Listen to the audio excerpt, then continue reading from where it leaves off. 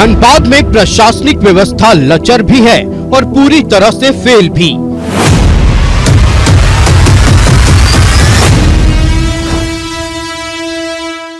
इसकी एक नहीं कई बानगी हैं।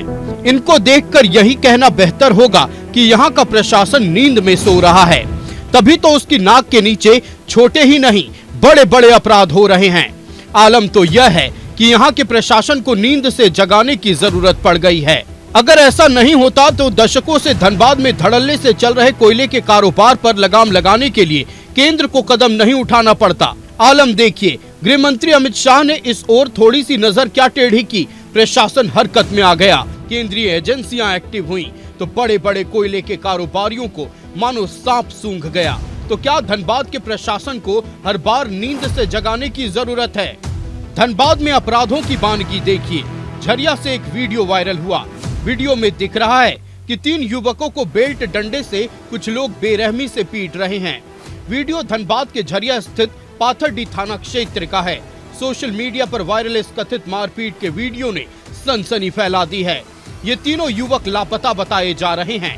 इस वीडियो के सामने आने के बाद 3 युवकों के परिजनों में दहशत का माहौल है। चिंतित परिजन थाने पहुंचे, तीनों की सकुशल बरामदगी की मांग की, मगर ताजा खबर यह है कि इन युवकों की अब तक बरामदगी नहीं हुई है। तीनों लापता युवकों की पहचान मिहिर मलिक, जयदेव मलिक और विक्की मलिक के रूप में हुई है। तीनों रामकनाली ओपी क्षेत्र के खेपचा टांड बस्ती कतरासगढ़ के रहने वाले हैं। लापता होने के बाद इनका पता तो नहीं चला। सोशल मीडिया पर एक वीडियो वायरल हो गया जिसमें कथित तौर पर इनके साथ मारपीट की जा रही है। सिंदरी पुलिस का कहना है कि जांच चल रही है और युवकों की तलाश हो रही है।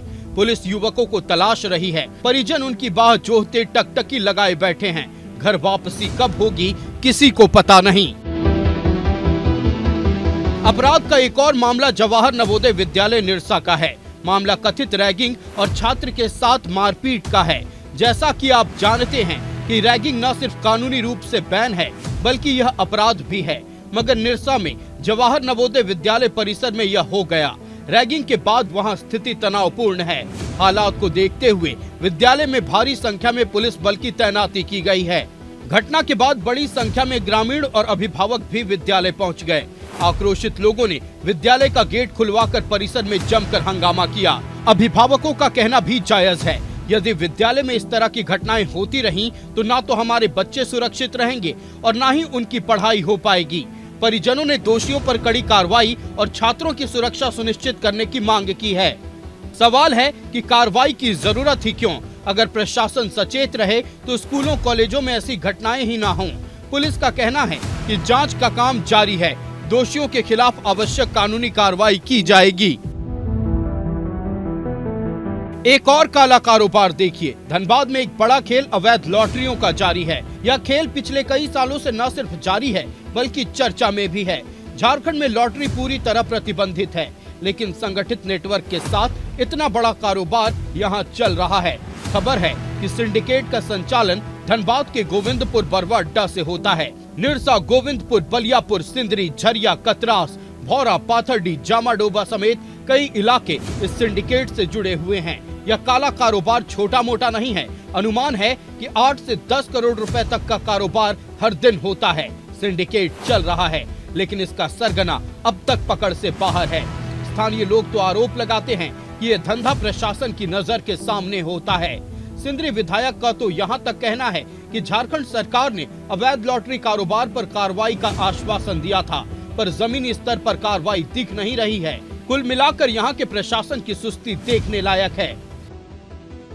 अब आते हैं अवैध कोयले के कारोबार पर।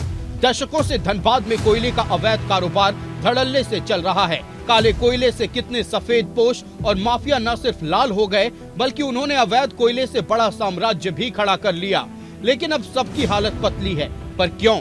जब धनबाद प्रशासन से अवैध कोयले का कारोबार बंद नहीं हुआ तब केंद्रीय गृह मंत्री अमित शाह और कोयला मंत्रालय ने इसे बंद कराने का जिम्मा ले लिया। सीआईएसएफ ने जब धड़ल्ले से छापेमारी शुरू कर दी तब शाम से सीना ताने घूमने वाले बिलों में जा छुपे हैं।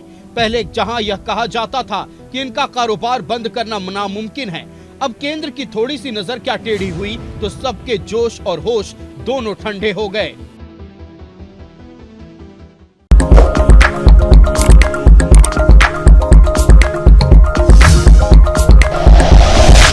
Like and share videos, subscribe करें हमारा चैनल और प्रेस करें बेल आइकॉन।